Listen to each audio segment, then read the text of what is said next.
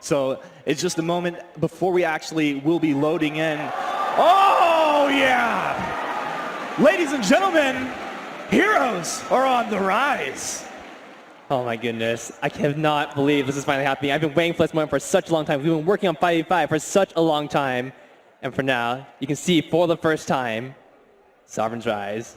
Well, you can see it now. Just take in the beauty of Sovereign's Rise. They didn't have enough of us right there. Taking the beauty of the graphics, taking the beauty of the entire map. It has been such a long amount of work, huge amount of investment from SEMT to create this kind of experience. And right now you can see this is the new meta opening up. We've got double jungle, we've got double mid lane. There is everything going on here. The meta is so diverse already. How delicious is this map right here? I mean, my eyes can barely handle what I'm actually seeing. Now, okay, we have players fanned out all across the map. You talked about all of the different ways that we can approach this game. It looks like these guys have kind of figured out what they want to do here in the early game. Yeah, one of the great things about Sovereign's Rise is that the amount of depth, the amount of strategies that you can start, even just opening up the game, are limitless. Players have so many more options in these opening minutes, and even later into the game, you'll see these teams, they'll be doing some crazy things that you'll never see on the Halcyon Fold.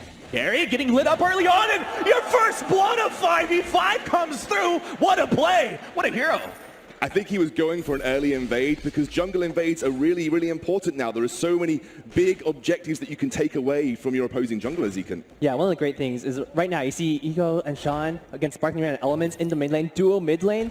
This is something that you see occasionally on the Halcyon Fold. But the great thing about it is because the river increases your moves, you have another engage potentially, but no. Yeah. Because you can have two captains in the mid lane, because you can have two anything in the mid lane, that river allows you to run to both of those side lanes, to make ganks, to make plays, to roam across the map, be more diverse with your strategy, be more diverse with your tactics. And that is something that the Sovereign's Rise opens up. Little acro bounce starting off, but a 3v1 situation. Have you overstepped yourself? Yes, you have. Ozo's down. Looks like we're going to be tied up 1-1, but Sparkling Rain caught up. Ordain, suppressing fire comes in from the lane. He can hang out back there. Healing flash. Sparkling Rain, can he get back? But you don't want to go down right here. Gary flexing his might here on this Grace coming through. Benediction in. Saw. Rody run back, bud. He'll get a Vanguard and gets out of that one. Eco going 1v1 with Elements right now. It's all across the map. You got more players. There's going to be more deaths. Elements, one attack. You can't run away. Eco's got him. Goodness me, Eco in the mid lane on this Celeste. Taking Celeste, obviously in the mid lane, shorter lane. But the importance is that it's a little bit more risky now laning. There's so many different ways that junglers can impact the game. You can gank from the top, you can gank from the side. Hell, you could even gank behind turrets if you really wanted to. It's just not something that you get to see in 3v3. Junglers have that many more options available to them, and it really opens up and exemplifies some of the skills that Vainglory has on its heroes. Imagine playing Glaive, coming into this mid lane with 4, 5, 6 different ways to gank the lane. And so many options and so many decisions that you have to make as a player. That tactical diversity that SEMC wanted to create, it's true, it's here. And it really has an impact. Copycat onto Gary. Gary's going to pop that healing flask. He should be able to get away. Now, Zekan, I know you're one of the guys that talked early on about proxy farming in 3 versus 3. We actually saw Gary going behind the turret here, doing a little bit of work. As far as the Scoundrel talked about, ganking lanes, you can come from any angle, but there's a lot more things you can do like that proxy farming. Yeah, absolutely. There's so many different strategies you can go with. Proxy farming, while still effective on 5v5, it is a little bit risky. There are more enemies that can collapse onto you, and even though you might be able to draw some enemies, you have to make sure your teammates are across the map taking advantages elsewhere. And speaking of those minion waves, the new captain minion inclusion allows you to properly control your minion waves. In 3v3, there was limited ways that you can control the minion wave. You could freeze, you could push that minion wave, but realistically, you know, there really wasn't that much level of control. In 5v5, you can get a slow push going. You can set up for a split push. You can have 2 lanes pushing at the same time where you siege another lane. The depth of minion wave control in 5v5 is unparalleled. Copycat finds one, goes in for Neon Fire. He's going to respect the turret, but a suppressing fire comes in from downtown. A lot of damage coming out here. It looks like, river shops are going to be spawning in just a moment. Now, this is another important strategical point across the map that's going to be on both sides. Zekan, can you break that one down for us? Yeah, absolutely. River shops spawn both the top and the bottom river on the sides, across from the boss pits. And one of the great things about them is because they spawn at 5 minutes, the early laning phase is undiluted. If you are able to push your enemies out of lane, they still have to recall. They still have to go back to purchase to heal up. But now, with the river shops spawned, you can go shop in a river and have a much better time. Those river shops opening up allow you to be a little bit more aggressive in terms of where you want to purchase those items. There we go. Trogdor looking for Jazz here. Jazz is going to find the stun. Trogdor knocks him back.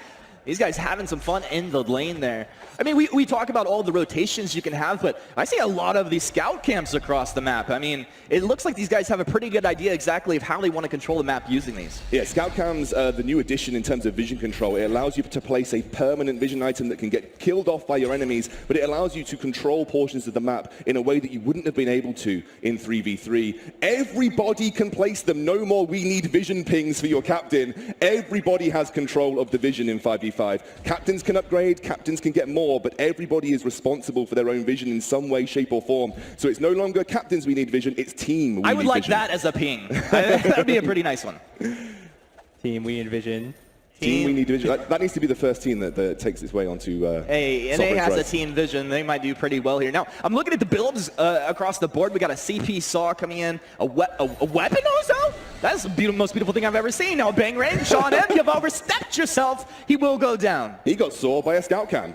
He had no idea. He just didn't take it out. Ozo had perfect vision. And you feel like you're safe here, right? Like, exactly. This is his turret side. This is his side of the river. And if that was a scout trap, that play would have never have happened because the scout trap would have got procced. Ozo had complete vision because of the scout cam that's in the brush. Absolutely, and one of the things about this match right now is with scout cams, the amount of vision you can control is incredibly important as we have another fight breaking out. Run the eco. Can he run from this? Oh, yeah, he'll be just fine. Had his flask there, so he's right back into the lane. Just so much action. Yeah, as you're speaking about more action, there is more action. Yeah, Gary, anytime you rotate through this jungle, you are in danger. Core collapse, not going to land exactly how they would have wanted it, but Gary's going to be okay on this Grace. Imagine hitting 5-man core collapses. How ridiculous would that be? It will happen. It will happen. Just, I want to, yeah, maybe like the Finn pull into that core collapse right there. Now, Ordain's down. Bounces start to begin here. On to Sean. Big burst damage coming through. The Fearsome Shade on to 3. Sean wants some, but has he overstepped himself? Neon Fire finally rotating down from the top lane. Kind of pokes onto his opponent's area. He will force them off and then quickly runs down the river, giving him that move speed up towards his top lane. Now another Bang Rang finally coming up. Eco didn't respect his opponents and will go down. It's going to be 5-3 here early on. Yeah, gotta put down the scout cams, right? Exactly, those scout cams giving you the opportunity to seek vision out. And something that I want to touch on that Captain Nito touched on in his video is this edition of Fog of War, the first true Fog of War to come to a mobile MOBA. What it is you technically have it in 3v3, but it is a true visual representation of what you can see on the map. The Fog of War clearly defines what you can and can't see, where your vision boundaries are, and obviously the scout cams add to that as well. Absolutely, this is so incredibly important because it means that it is so much easier and so much more intuitive to control vision for your team and against your enemies. Being able to see exactly what you know exactly where enemies are rotating, it makes it so much better. So Zekan, it is past 7 minutes 30. Blacklaw has made his way onto the Sovereign's Rise. I think you need to, after this, little bit of action, Humanist. Yeah, let's see, it's going to go down. Oh, a nice little roadie run, and that's the CP Saw doing work. Bang Rang will knock the Batiste back. Cross the map! Who is this guy? And cross-map snipe from Celeste, and believe it or not, they've had their range increase so they can get across the entire Sovereign's Rise. Sean stunned up by the gauntlet, but nothing to follow. That was a couple big ultimates actually used out there. He's going to try to port. Elements has come down. Look for the buckshot. He throws it. He's got him. And he's dropped the buff. He dropped that crystal buff that we were talking about. Zekan, how does that work with these new crystal jungle monsters you can get the buff from? People drop it when they die, and you can steal it off them, right? Absolutely. But first, you have Eco getting caught out, but he'll be just fine.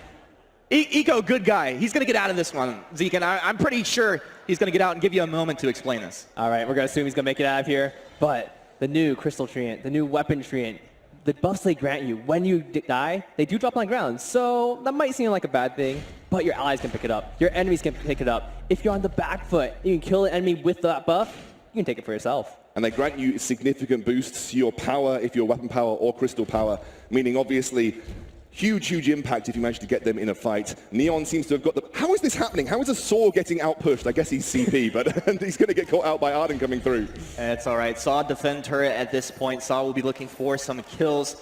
We see these captain minions coming through. Now, you talked about earlier how this can add to actual lane control. Hellfire Brew, not a big deal.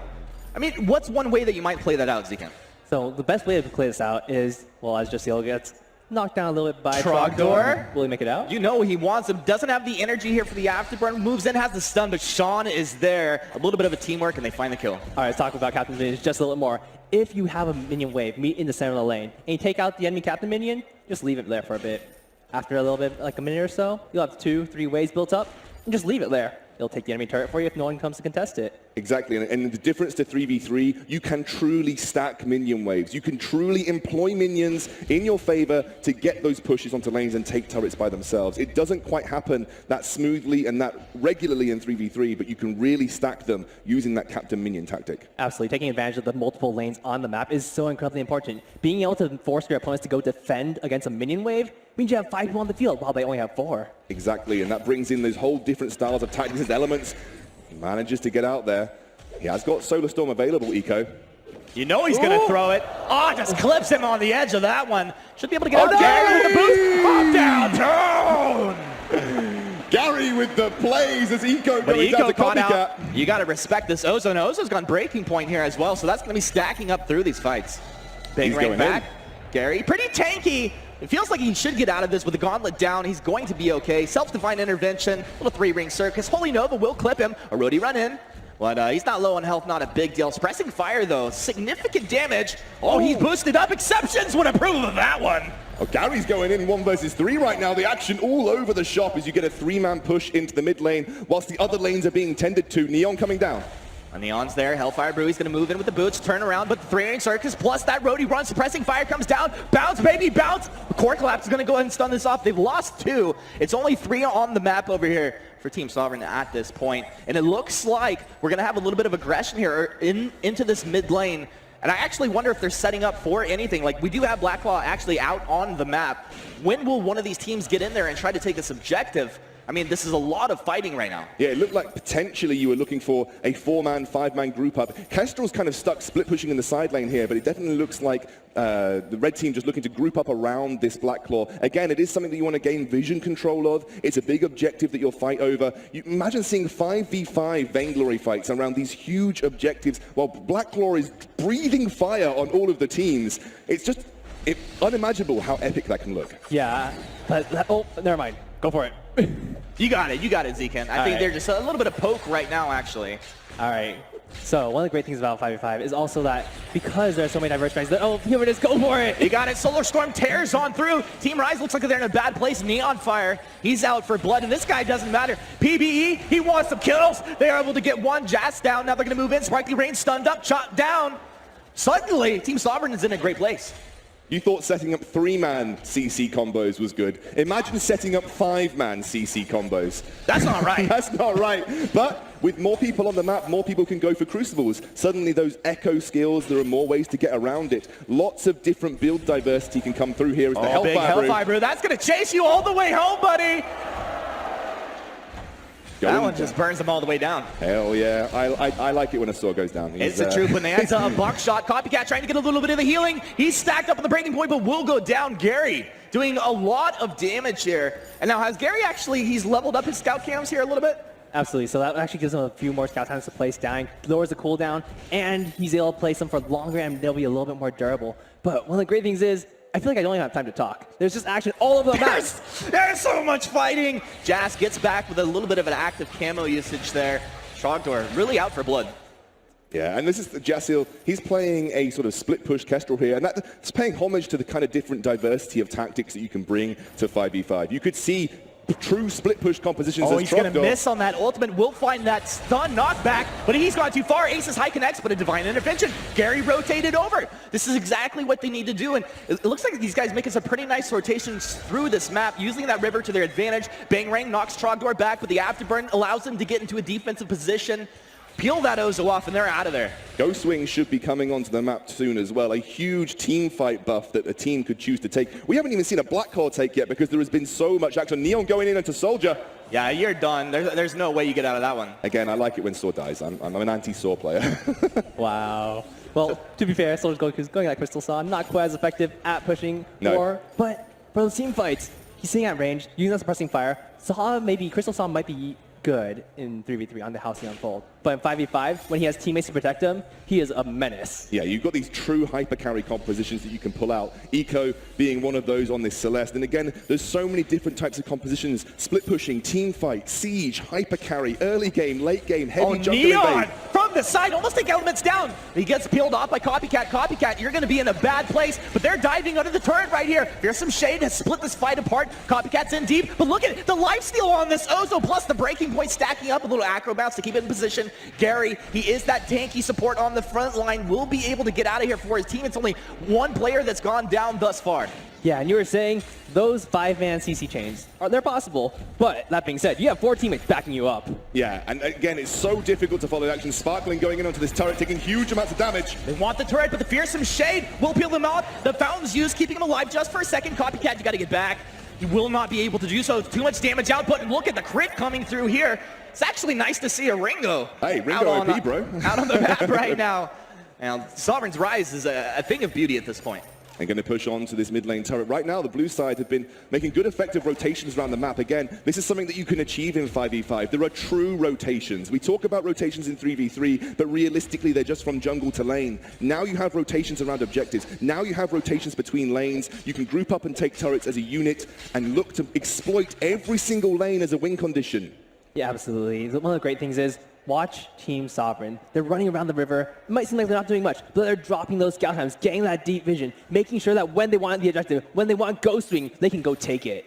Both these teams very apprehensive right now. No one willing to commit because of kind of the onslaught that can ensue. That's a scout cam into Blacklaw for the red side. They're going to keep tracks of that objective. The Sparkling locked up. A lot of strategical vision plays down. Sparkling Rain will use his boots to get back there.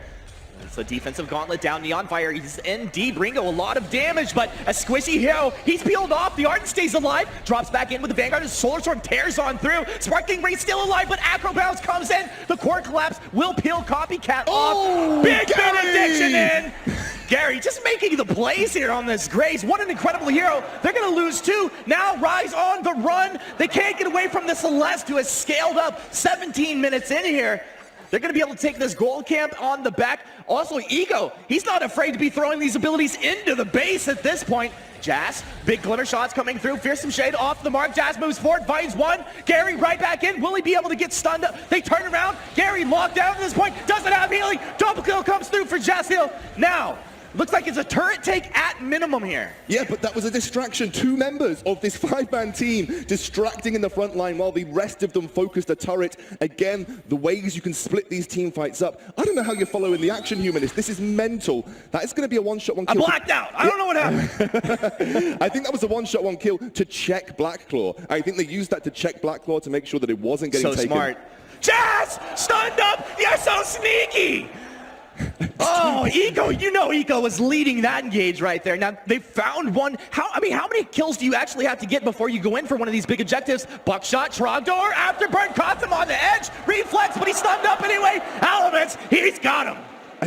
I think kills is a word that we could use to describe very different games. It really depends on your control of the game. If you push those lanes in, you set slow pushes up that allow the enemy to have to go and deal with them in the side lanes. Like Zekant said, you can commit to an objective like that as Soldier. Yeah, Soldier, he's going to be caught out there, and he felt like he could get a little bit more done. Now, the scout cams are placed here. You can see that Sovereign scout cam will be seen out by Rise, vice versa as well. So these guys, they need to get in there and actually clear those out as this vision starts going down. That's a big push in the mid lane here for the blue side. Both Sean and Eco moving in. Gary, the baller! Gary gets in there, calculated, throws the fountain. He will go down, but they get pretty good chip damage onto this turret. Yeah, they do. Again, when you take down an armory, it's really impactful, Zeke, and you manage to, I think you weaken your enemy minions so you can get a slow push in that lane consistently, right? Absolutely. The way it works is you actually strengthen your ally minions, you weaken the enemy minions, and it also weakens the Vein Crystal abilities. I think the Vein Crystal, if you take one of the armories, loses its targeted missile ability. It only has that stun ability left from what I remember. It actually, well, Trogdor going in for the steal, not quite getting it. Elements making it out with that crystal buff. Just whiffing on that Ace's side, but not a big deal. Yeah, the way it works is actually the empowered Halcyon missiles become, instead of 3, they become 2, and they don't are slow. Yeah, I understand. Oh my goodness, the CP Saw doing work. The one shot's going to come out a little bit of damage, but it's negligible. Fountains out, suddenly Team Rise are in fighting shape with the gauntlet down. They move forward here, flexing their might in a 5 vs 4 situation. Neon Fire's gonna stutter step, trying to move back, stack up that breaking point. Copycat's in, trying to show him he is the boss, he is the Ozo, but split apart from his team. He's taking out 1,100 damage on that Saw. Feels pretty good, man. Turns around, drops the suppressing fire. Rise are going to be able to get out of it. They just lose the Ozo. Copycat a little bit overextended there, but he did set his team up for a really big push. Gary going in. He has got no fear on this Grace. And I feel like this should just be like a weapon Grace at this point. He's just doing so much work. Big Fearsome Shade actually tearing on through, and Team Rise got to be pretty careful. I think he heard you. He's picked up a 6 sins. Gary looking to go aggressive. Very smart, Gary. I like it a lot. Very long range composition coming out from the red side. They've got CP Saw, they've got CP Gwen. The only person that really dives in is this Ozo, because Jassiel obviously pretty much playing a glimmer shot focused build, but with the addition of Bonesaw. So they're playing a long range poke style composition. Yeah, absolutely. But what I want to see is, I want to see one of these teams take control of one of these objectives, get that vision control down. Sovereign, they've been doing a pretty good job of it. Rise has not been contesting it so much, but Sovereign really needs to make a move. Fearsome Shade trying to peel off here. You guys are pretty low. It looks like Sean's caught out. He gets the Divine Intervention. Ooh. He will stay alive. Eventually taken down. Huge burst damage potential. Gary stunned up. 3 ring on through. And that's 2 kills. Suddenly it feels like there are a lot of things to take. Push, boys. Wow. So they have to go ahead and port back here. That turret's down. Trogdor is going to get out of this situation. This opens up a whole lot across the map. It makes it look like the blue side lost a lot in that team fight, but again, this is the diversity of 5v5. You can be that monster in the side lane, pushing those turrets by yourself. Imagine in solo queue, your teammates all over the map, but you're the guy taking the turrets in the side lane that needs answering. That's what it opens up. Suddenly, individual plays can be that much more impactful too. Here's the Blackclaw take. All right, this is a huge advantage if they can capture this objective. But it feels like it's going to be contested. I mean, you see on the mini-map here, Solar Storm comes on through, but it's kind of off the mark. Maybe thinking that's where they peeled him back. Blackclaw has been unleashed, and potential fight will come out here. Trogdor, he started the engage. They need to stay alive. They can't defend this push if they lose heroes at this point. Bing comes in, blocked off. It will be Sean to go down first. Now, Aqua Bounce comes on through. Trogdor tries to peel, but he goes down as well. They've lost 2. And suddenly things are looking really good for Rise at this point. They come on in, Copycat's there. Ozo doing work, this weapon Ozo, a thing of beauty. But look at Blackclaw burning down the mid lane here. A huge execute from Saw. Drops the suppressing fire. Gary goes in, but has he bit off more than he can chew? It sure does look like it. He will go down. And a bit of a disaster here for Team Sovereign. Wow, they played that fight so well. Sparkling Rain managed to separate out the entire 5 members, trap those in there, and again, they got heavy zone control with that Saw, with that Gwen. The huge damage going down onto this armory. They're onto the armory. The armory has been taken down. If they can get out of here without losing any heroes, it would be huge. Fearsome Shade, able to find one, throws them into the wall. CP Saw, yeah, he's going to go down. Neon Fire making the plays. Looks like Neon wants to chase, but they've still got to deal with this Blackclaw. Yeah, he's going on the Vein Crystal. Eventually, it should be able to target him down. I think he takes increased damage from the Vein Crystal when those Halcyon Missiles target him, but they should be able to get him down before that. That is the first armory of the game going down. Mid lane has become much more impactful. There's a lot more strength coming through for the minions in that mid lane on the blue side. Absolutely, and one of the things you saw right there was the Team Rise. They were able to take down Blackclaw and push with it. Pushing with it is very effective. However, you still have other options. If you want to leave it in the mid lane and take a side lane, go for it. And this is fantastic for teams. Oh, as you see, Ghost Wing is being started. Yeah, Saw's not quite up yet. Ghost Wing is going to get started. This is a quick take of an objective by the blue squad. This will give them a team-wide buff that will make them excel in team fights, and they still have open lanes that they can look to push. That top lane has just the armory standing between them and the Vein Crystal. This is going to be unanswered. The vision just isn't there. Now, as we look at this, this is a huge take, and it's a defensive buff that you're receiving, but do you see this as more defensive or an offensive tool? I think it can be a bit of both. It allows you to recuperate outside of team fights, but also allows you to go into team fights with a little bit of extra strength. Absolutely. The way this buff works is that while you're out of combat, you get extra health regeneration, you get extra energy recharge, and you get this regenerating barrier, which is pretty sweet. This is pretty interesting movements coming through here. They move up as 5 into this top lane. You can almost sense some fear here. Von C would not approve of these rotations. You can almost smell the fear on these players right now as Rise so close to maybe closing this game out. Now, they move in. A huge clash. Look for the stuns into this gauntlet. They're going to turn it around. We'll lose one as Jazz drops down. Trogdor dropping low, gets the divine intervention. They have to kite backwards. You have huge burst potential, but you're so squishy. They move in. This is Elements back. Gary zoning them out. Copycat goes down on the front side. Sovereign have flipped this one around while their base is in shambles. They have taken this fight. They move in. Fearsome Shade takes down Soldier.